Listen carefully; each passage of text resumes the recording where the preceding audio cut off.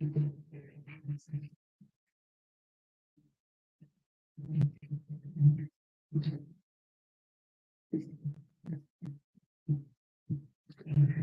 everybody, and welcome to the University of Ethereum. Super excited to start our workshop today with Daniel Ospina from RNDAO. So today we're going to be talking about governance and organization design. This is a topic that's fascinated me for years working in the Web3 space, and I'm really excited to bring Daniel up today to give his introduction and get started with the presentation. So yeah, without further ado, let's bring Daniel up and start his introduction. What's going on, Daniel? Thank you. Thank you very much. Hi, Rachel, and hi, everyone else. Good to be here. So, quick couple of notes about myself, and I'll take it from the beginning. I started my career as a chef. That was a while back. That was my first career before going into organization design. And when I went into that, one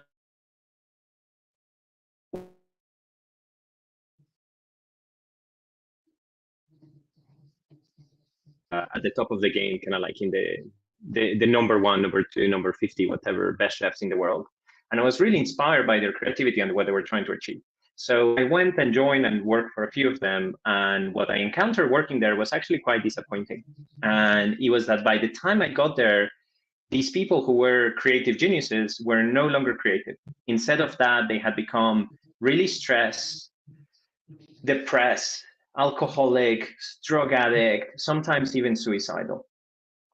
And it was quite a shock. I was like, oh, wow, I thought I wanted to become one of them. And actually, I really don't want to end up like them. So why is it happening, right? Mm-hmm. And so it was kind of like this thing of realizing that once you got to that position, once you got to the top, you had so much pressure on that you had so little space to explore new ideas, so little space to try new things, so little space to take new risks. You were so much surrounded by all of these people who thought that you were a certain particular way. And if you move away from that, it was kind of like really hard to have room to experiment and expose yourself to new ideas. So as a result, because you couldn't explore, you didn't have any more food for thought. And as you didn't have that food for thought, then it was very, very hard to come up with something new, because you needed kind of like new ingredients, new ideas, new influences to change a little bit the way you're thinking and keep on evolving. And at the same time, these kind of like super famous people were surrounded by crowds of young, passionate people like myself who were going there because we couldn't stop thinking about the topic, because we were so full of ideas, but we didn't know how to turn those ideas into practice. And so what happened was this really weird contrast of the people in the same room, one person who really needed new ideas and had all the resources to turn those ideas to wonderful creations, but had no ideas. And other people who were full of ideas, but didn't have the expertise or resources to turn those ideas into something good, and all sitting together. So it was kind of like this ridiculous thing. And I started speaking with some other friends, and they were like, oh yeah, actually my industry is the same. And this was an architect. And then a management consultant was telling me the same thing. And then someone else was telling me the same thing. And then I was like, oh, damn. Okay. So I guess this is not just a problem of the food industry. Is if I change career, if I change to another discipline, I'm just going to end up in the same dichotomy. And so perhaps there is something really, really broken about the way we think about work. Yeah, I totally agree. This has actually been a huge focus of mine throughout my work at Opolis, really kind of creating the future of work and, democratizing employment and giving more people ownership of their work, right? And I think the Web3 space and more decentralized organizational models really offer that for individuals. So I'm really excited to get into this topic today. And Daniel, I've seen you in, our DAO Thought Leaders chat. Seen you very active in the world of DAOs. I've gone to a lot of conferences to speak on this topic. So I'm really excited to hear your take, man, and take a look at your presentation. Sure, thank you. Let's go into it, and I'll share a little bit more. So after kind of like that experience, I spent the next decade obsessing about this topic and really thinking, how do we do to change this situation, and how can we enable people to work better together in a way that's more satisfying for everyone, including for the customers and the people that at the end receive the end benefit of what you're trying to create. And the key idea is that it really takes a village to incubate each idea. Even now, there is some saying that, oh yeah, maybe with AI, you can have all of these tools that augment you and you can be a solopreneur and by yourself, you can create a whole business empire. And this might be true for very few people, but really for the majority of us, trying to work alone is tremendously difficult and kind of miserable. And trust me, I tried to do it for about 5-6 years. I was an independent organization design consultant, trying to write a book, launch my brand, all of that. And it was really hard and depressing. And one of the things I missed the most was having a team and being able to work with other people. However, the issue is kind of when we go into that situation is that, well, human collaboration in the way that it is being done today, it is toxic. It's really, really toxic. We have in average about $8 trillion lost per year.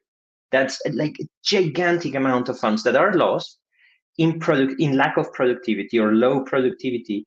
Because when you create work environments like the one I have in the picture, what happens is people are tremendously demotivated to work. So they, instead of that, they're kind of like in their phone, they're texting, etc., instead of actually being really driven to do great work, to collaborate with others, and so on. So the workplace as we have them today, they're really demotivating for your average worker. And this is millions and millions and millions, even billions of people who are just disengaged at work and they're looking through the window and they cannot wait to get out. And it's such a shame because when you're passionate about something, it's such a joy to work on it, right? But not in the way we're organized right now. And it's not better for founders. Like we tend to really celebrate the entrepreneur as a hero, etc. But when we actually look at the statistics, is more likely, like 2 times more likely that you're actually going to have poor mental health as a founder than you're actually going to be in a good state. It's not a situation that brings you joy, at least not in the way we've been doing it. It really doesn't work for the founders. It doesn't work for the employees. And you know what? It often doesn't even work for the companies. Like we say, we have 75% of hackathon projects that are abandoned. So this is people who went, joined a competition, they created, work on an idea, they got a prize, their peers celebrated, they said, hey, this is cool. And still they go like, you know what? No, it's not viable. I cannot continue. And the project gets dropped. 3 times more likely that it gets dropped than actually continue. And for accelerated startups that are trying to go after a big market, a big opportunity, the chances are not better. The chances are that 9 out of 10 will fail. In fact, people tend to think that building tech startups is a great way to become a millionaire. And statistically speaking, it is not. It is a lot more likely to affect your mental health and make you poor. And this is a tremendous drama because we rely on all of this innovation. We actually need a lot of challenges solved for society to work. Like there are so many different challenges in the world that need solving. So we really need to find better ways to collaborate and make this happen. And so we've been looking a lot into this topic, as I was saying, for about a decade, and then in the last 2 years in RNDAO, that's or Research and Development DAO, where we're exploring human collaboration. And where we're getting to is that the future of innovation is not solopreneurs, is not corporations, and is not the usual entrepreneurship programs. Is a new way of organizing that actually now in Web3, we really have the opportunity to improve upon a lot of what has been happening in Web2. There are lessons to be kept, but now we have new capabilities and a lot new knowledge about how to create better collaboration, how to grow these ideas together, how to be happier in teams, and we can actually transform the way we operate. Now, the question is how, and DAOs have been trying to figure that out for a few years now. And we have triangulated in between what research academia is saying about the fundamentals of humans, the fundamentals of collaboration, psychology, etc., economics, what the experiments that are happening in DAOs, as well as what some of the most innovative corporations are doing. And where this is leading us is essentially that where we're heading is an organization shape that is multiple teams, where each team is independent, but together they become interdependent. So it's not lone startups, it's not separate, it's not solopreneurs, every man for his own or every person for their own. Is not coming together and having to subjugate ourselves as part of a massive corporation where we lose our identity, we lose our autonomy, we lose our independence. but it's a new concept that is in the middle, interdependent, where we can collaborate, but without losing ourselves in the other. And what this looks like is that you have these different teams that have a little bit of cross ownership between them and that really support each other. So you end up with this expert community that you have gathered around a key thematic area.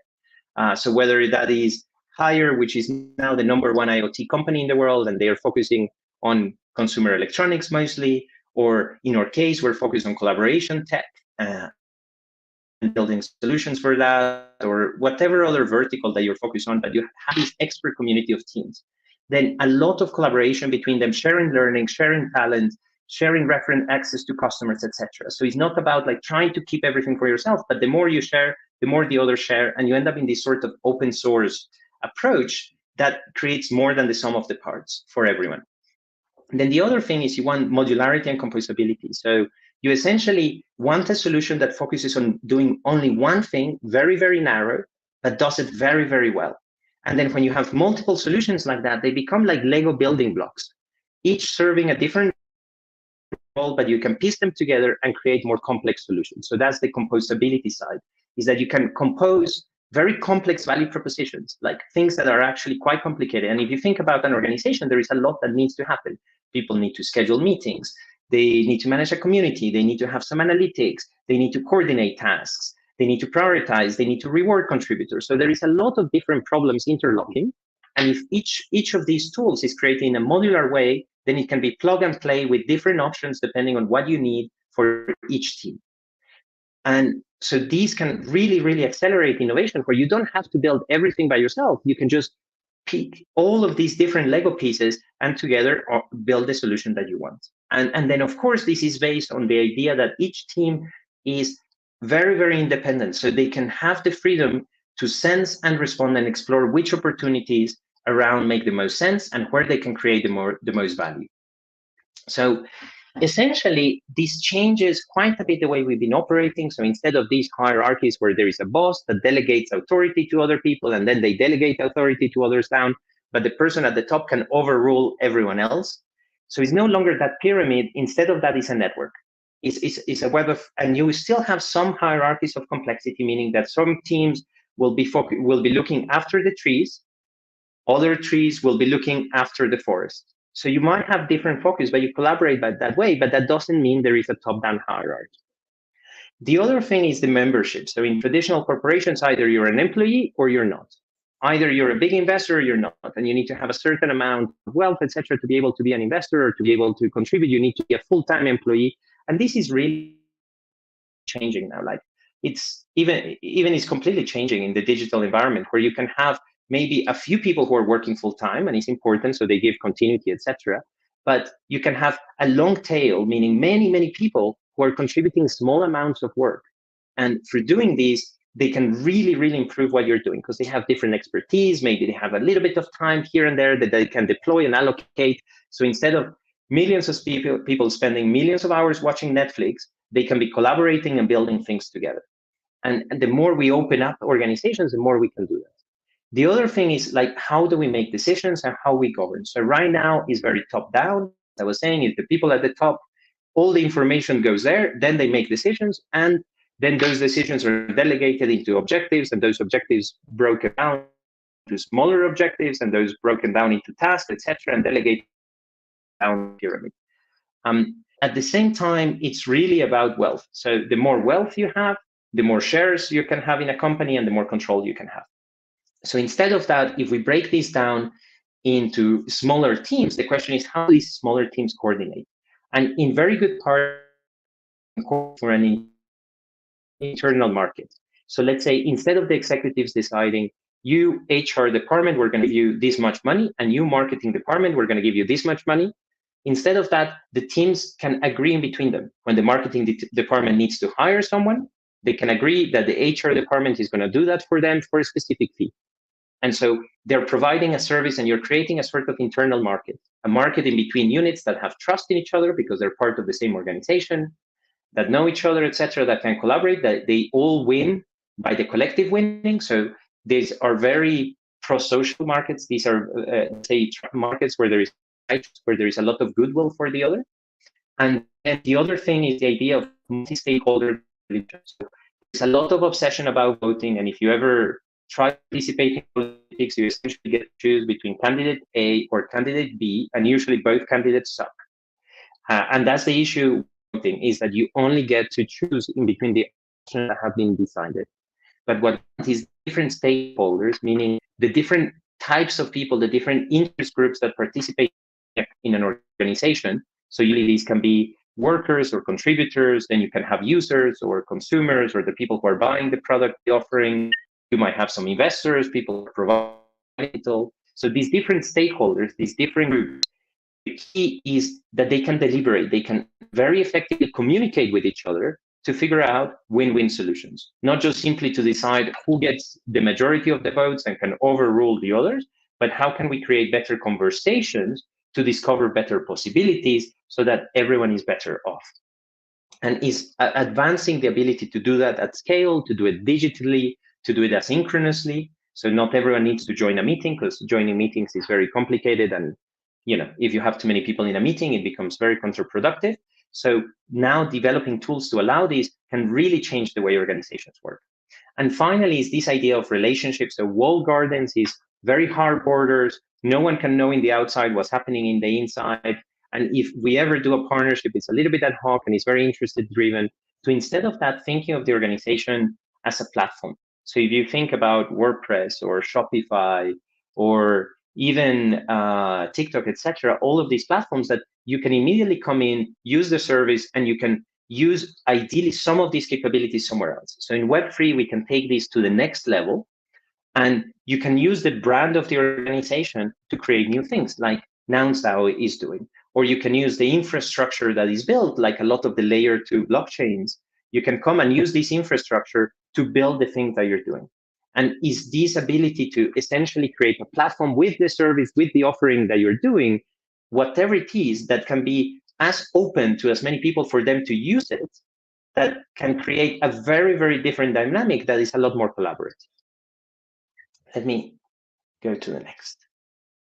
So here, what we're really missing to make this happen is as well a new set of tools, and this is a fantastic opportunity. So these are tools for governance, that is to make decisions, for operations, for managing tasks, scheduling, coordinating, allocating resources, etc., to build communities, and as well for the contributors themselves to do their work better. And by 2030, this is projected to be an $800 billion market. So it's really a gigantic, gigantic market. And that's not even taking into account the increasing tooling that AI and blockchain technologies can do for us. So what we're looking to think about here is how can we enable this better, more healthier form of organization that is more collaborative, where there is less weight on the person at the top, and it's more about people sharing ideas together and doing so effectively in smaller teams where they can collaborate with a small group of people, high trust, move fast, experiment, have a lot more autonomy and freedom, benefit results, see the impact of your work that really change those dynamics have had in workplaces. So it's about now building the tools that are going to enable these new behaviors, because the old models, there's a lot of tools. I have a couple of examples here in the slide, but a lot of these tools were designed for organizations that either you're a member or you're not a member. If you want to include many people, they charge you a lot of money, so you actually need to include the least amount of people possible. Otherwise, you pay extra time, more and more dollars for each tool, for each new person. It doesn't matter if they work full-time or part-time. So a lot of the sort of collaborative, more open we're trying to create, the tools right now are looking to do now is to build this movement to rally people together and to build better tools that can transform the way that we're working together. So from that is, this is not only about market and about that, but it's also a great opportunity to work together already in this way as we're building. So we're developing these models together. If we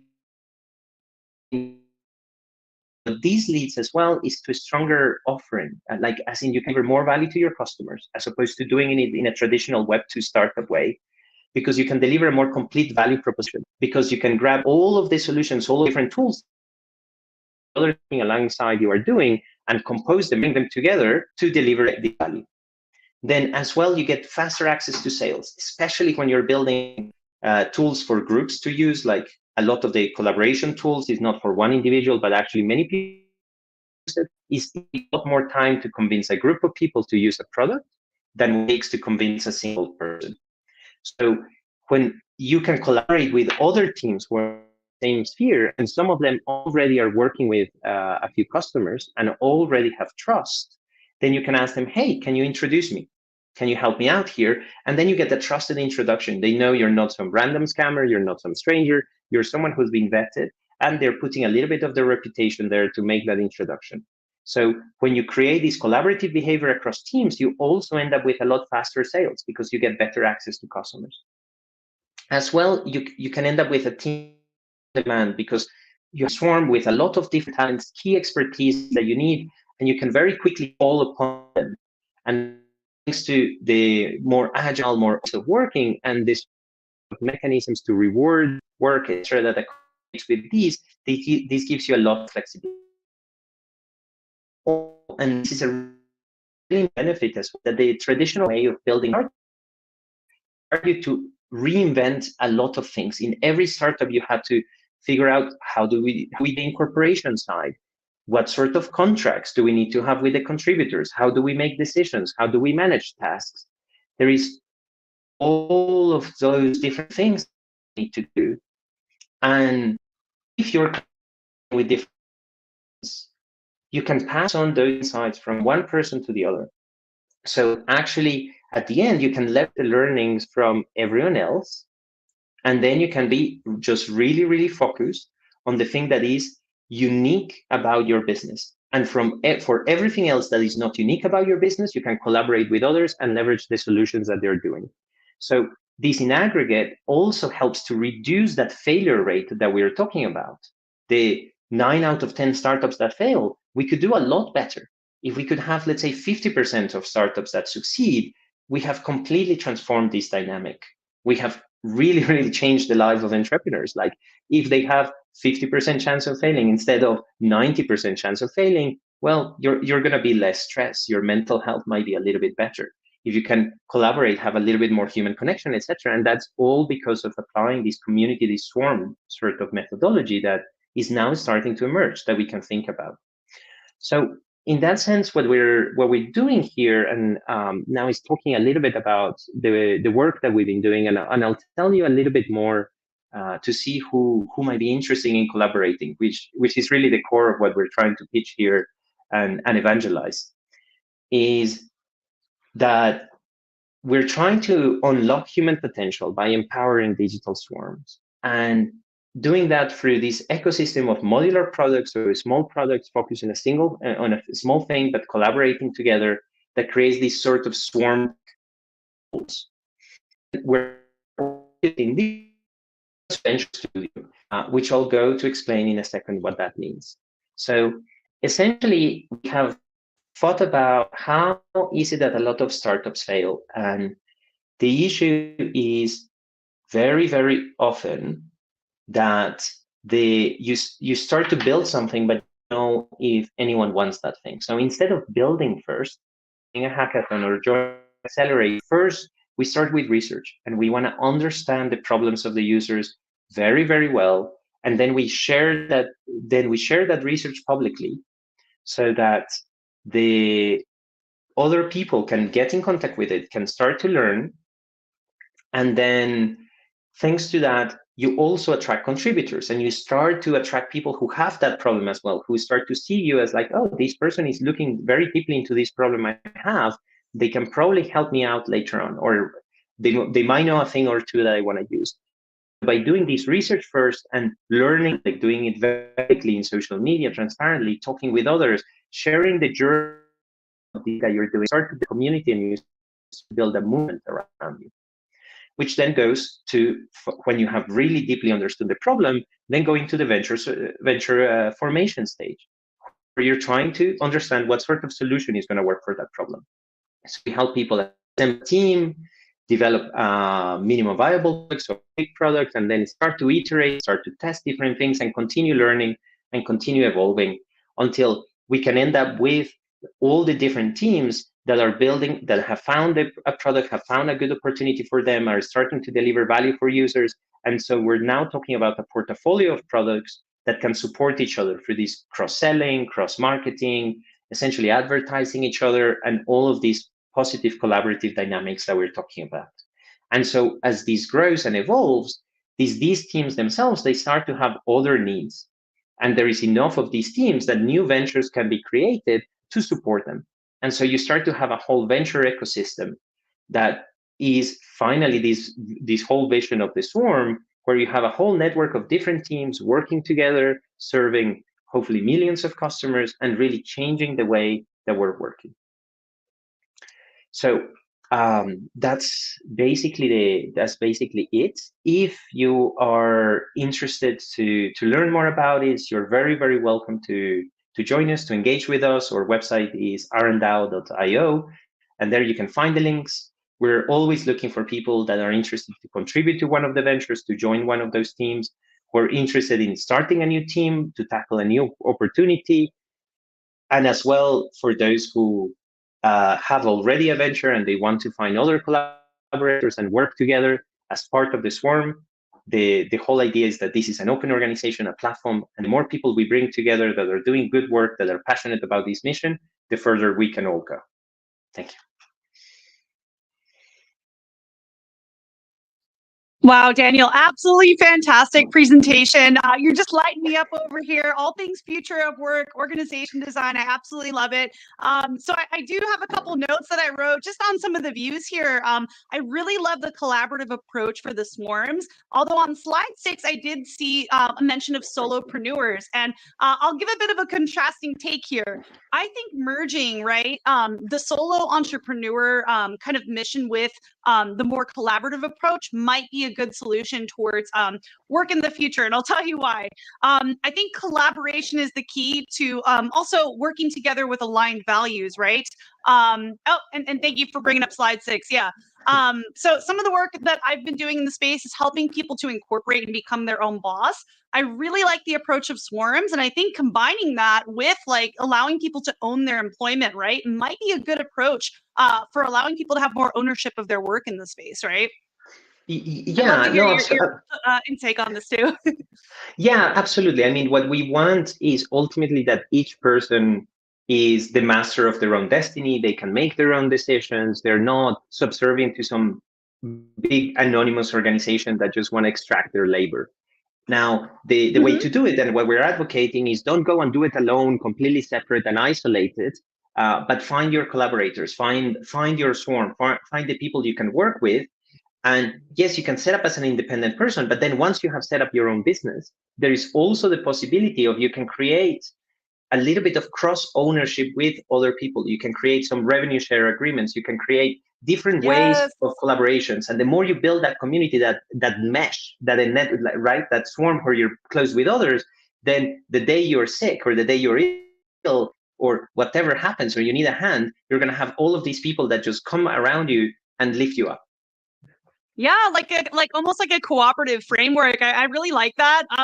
Something you mentioned about merging solutions and like kind of combining strengths through partnerships could really help to combat, some of the statistics you've shared about the number of startups that actually fail, and like projects that go through these hackathons and don't continue to be projects. I think really combining partnerships and kind of like this network effect of collaboration could really help more projects to be more successful in the space. Now, I do have some questions. I see some people in the YouTube comments asking some questions, and I have a few for you myself. So I'll start with the first question here. One sec. Okay, so the first one is, what are the major pitfalls that you've seen, both from contributors and from founders, that they fall into or fallen into when starting a decentralized organization or while contributing to them? Yeah, well, I mean, those are many different questions, but let me try to tackle them bit by bit. The first thing is when people try to start an organization, they think that the only way they can do it is doing it alone and doing it their way, and that they're the first ones and the only ones who have the right solution. And very, very often, they might come across other organizations that are maybe a little bit related. And instead of thinking, how can I collaborate with this existing organization, and maybe reaching out and sharing your idea and seeing whether you can build together with the existing organizations, people start building alone. And they start building a new thing, and they go, oh yeah, but that organization has problem XYZ. And it's like, yes, it has that problem because you haven't come and collaborated with them and solved it together, because you could go and make that organization better. Now, if you, instead of just jumping in to start a new thing, you look around, you do a little bit more your research, you reach out to the other people who are working in that, and you say, hey, this is what I want to do. Is there any way I can collaborate with you? Some people are not going to be interested. Some people are going to be like, no, I'm busy, whatever, go. But many people are actually going to be open. And in many cases, you might realize that you can stand on the shoulder of giants, and you can leverage all the work that people have already done to get faster and better to your thing. But that also requires, well, learning how to collaborate with people. And that requires us learning first what it is that's really important about what we want. What's the things that we're not willing to compromise on, and what are the things that we can have some compromise, that we're open to evolving our ideas and trying to be a little bit open-minded about it. Is also kind of putting our ego down. Many of us want to be the next Elon Musk, but in practice, Elon Musk is not particularly happy either. And so, right? So it's like, if we can do work on ourselves, work on our personal development, learn how to collaborate, learn how to relate, communicate better with other people, those kind of like soft skills become really, really foundational to make these things work better. So essentially, for founders starting, the advice is twofold. Then I'll drop a third point after. That is, don't try to be the hero of your own tiny kingdom. Find a way to build a gigantic, more beautiful cathedral with many other people working together. And so reach out, try to collaborate. Don't think that those organizations are closed, etc. Work on yourself, work on your basic foundation skills. How do you communicate? How do you manage your emotions? How do you manage your ego? All of that. Go through therapy is going to do wonders for you, especially entrepreneurs. Loads of us who are inclined this way, we have a lot of trauma to heal. Everyone needs some therapy. So just go and clean up your shit. It will make you a lot happier, and it will make you more successful. I think that's one of the best kind of words of wisdom that I've heard on these workshops, Daniel. That's absolutely amazing advice for founders and even contributors to projects like DAOs. So yeah, I also have another question on YouTube, the YouTube comments here. So we got Time. Thanks for joining us, Time. So Time is asking, and this kind of ties into the last answer you gave. So he asks, burnout is real. How do you get participation from the community that is not educated to participate and skeptical about the space because of the bad actors? Yeah, that's an excellent question. And I guess the answer, like where my thinking is at in this area, is for people to participate, you need to make it worthwhile to participate. And that means, first, you need to have a compelling mission. Second, if people don't have context, if you're having loads of discussions behind closed doors in private meetings, and then you're sharing one quick one-pager document after you have had like 10, 20, maybe 100 hours thinking about it, and you think with that one page, they're going to understand what the heck it is that you're talking about. They're not. People need loads of context. They need opportunities to ask you questions, to really understand what is happening, who's who. It's like you don't join a party and suddenly go like, stop. So everyone stop here. I have an idea. If you don't know the people, you feel a little bit shy, and that's normal. So just try to create opportunities for people to get involved in those discussions, to increase transparency, to increase communication. And then third, people are not going to contribute if it's not worthwhile for them. If you have all the equity, all the ownership, you're going to get the lion's share of the rewards, and you expect people to contribute, to build, to make you wealthier, while they don't get anything in return. They don't get a fair deal for their time and effort. Well, why would they do it? They're not going to do it. And that happens a lot. Now, the other thing is, if your community doesn't have the skills, well, you can refer them to places where they can train and learn.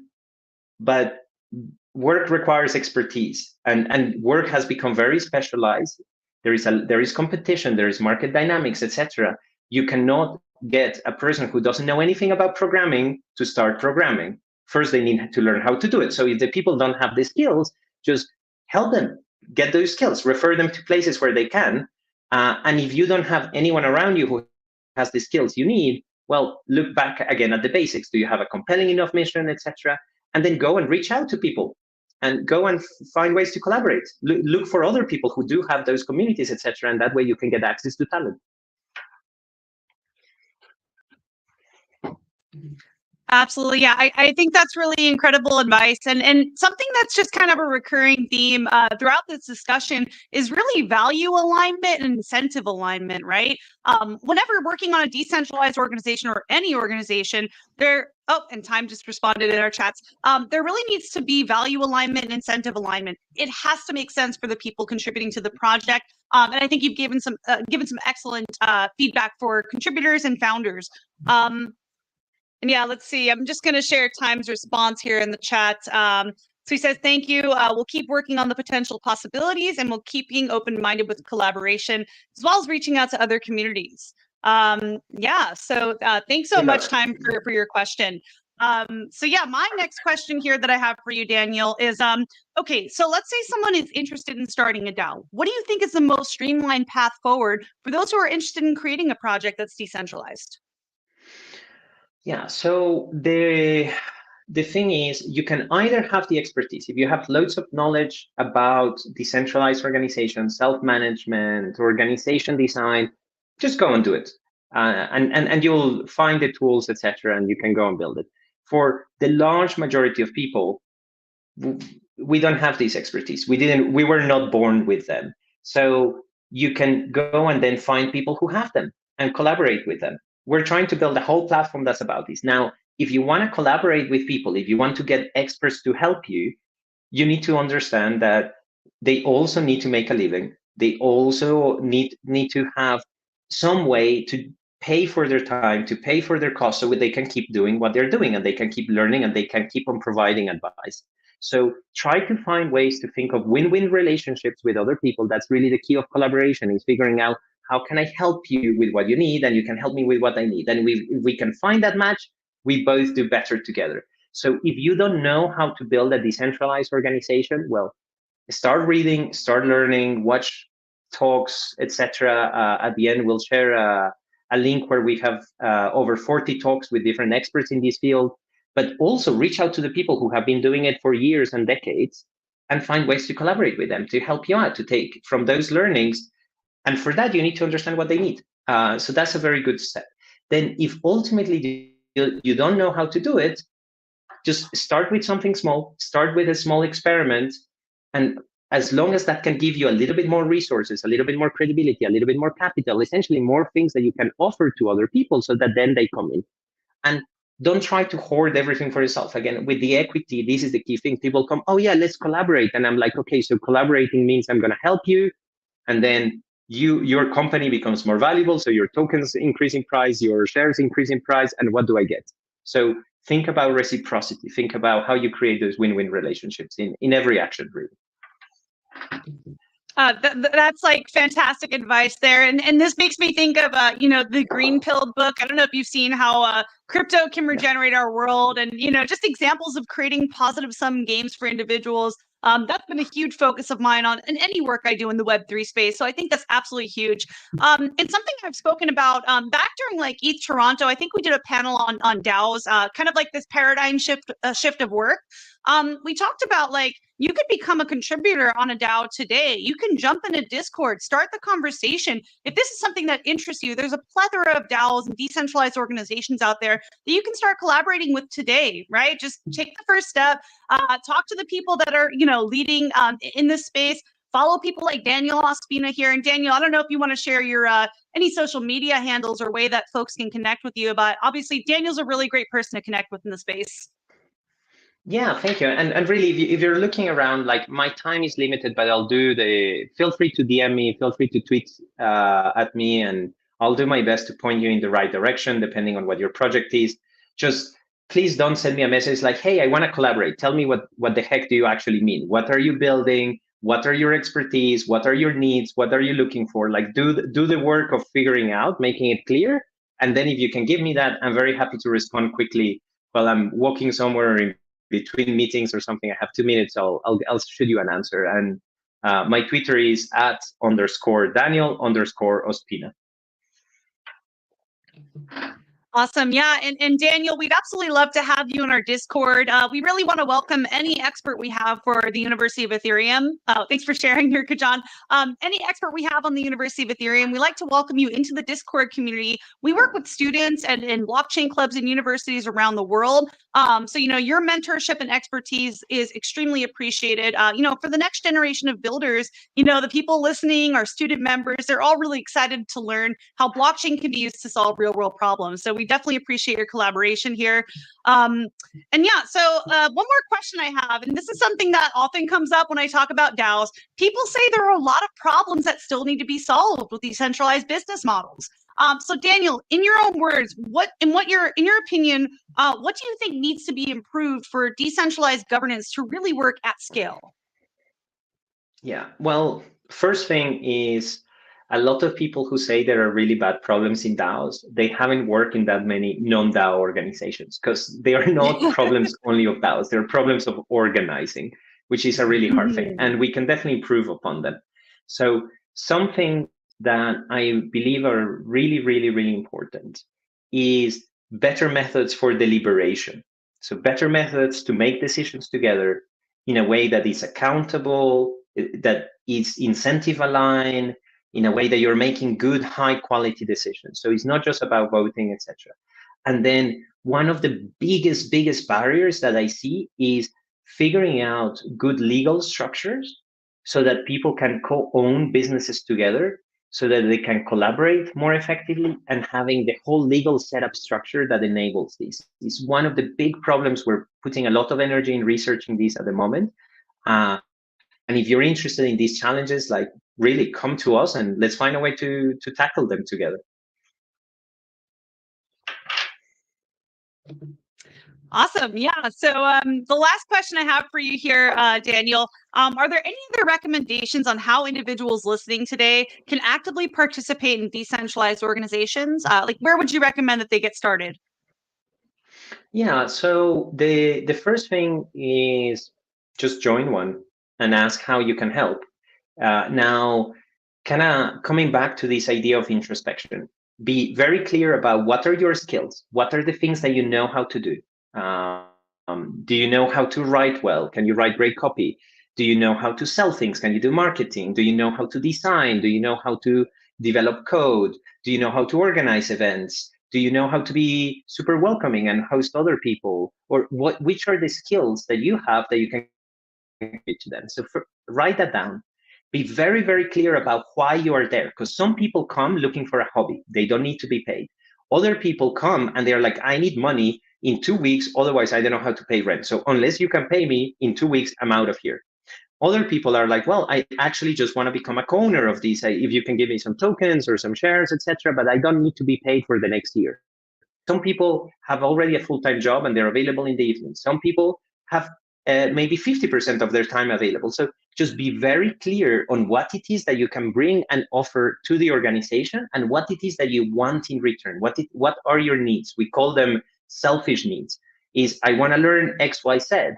I want to earn money this way or this much. And if you can be very clear about that, then that makes it a lot easier for people in the organization to tell you, yes, this is a way, or actually, I don't know how you could contribute to this organization because it's not a fit. And is with that, right? It's about finding that win-win, how to articulate that partnership, that collaboration, and having clarity about what you need and you can offer really, really helps fast track it. And in some communities, they might not help you. Just make sure that they're being honest, make sure that they're saying the thing. Not everyone is a good guy out there. But if you join 2 free communities, you will very quickly spot the difference. If they're talking all the time about you're going to get rich quick, token price goes up, that's not the place you want to be in. Probably find the people who are really passionate about building together. Yeah, absolutely. Definitely look for the communities that are more about, incentive alignment, value alignment. Communication is huge, Daniel. I'm really glad that you brought that up. Having effective communication on teams is so important. And Daniel and I have been around in the DAO space. We've seen the way it can go when there isn't effective communication on teams. So that's absolutely paramount for a successful project. Shared vision, shared responsibility, shared asset, and the team working together towards a collective goal. It's all really important, and communication is the glue that holds that together. So yeah, we are getting to the end of the workshop here. So Daniel, typically we end off by giving some parting words of wisdom to our attendees and our listeners today.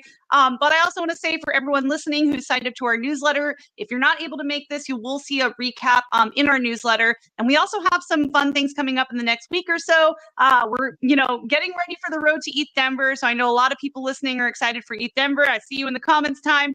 And yeah, we're also really excited here. And there will be some community Twitter spaces that UETH is going to start hosting starting next week. So we're really excited for that. Yeah, so Daniel, I'll pass it off to you for any parting words of wisdom that you'd like to share with our listeners today. Yeah, I guess to recap, hopefully this has been abundantly clear, but if you're passionate about anything, go and find the people who are also passionate about it and say, hey, I want to build this. How can we do it together? How can I help you advance your thing? How can we partner and build on top of the shoulder of giants?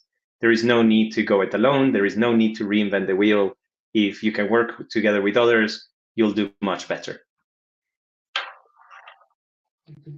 Awesome. Well, Daniel, we really appreciate you coming on to the University of Ethereum today. We'll see you in the Discord, and thank you everybody for tuning in today.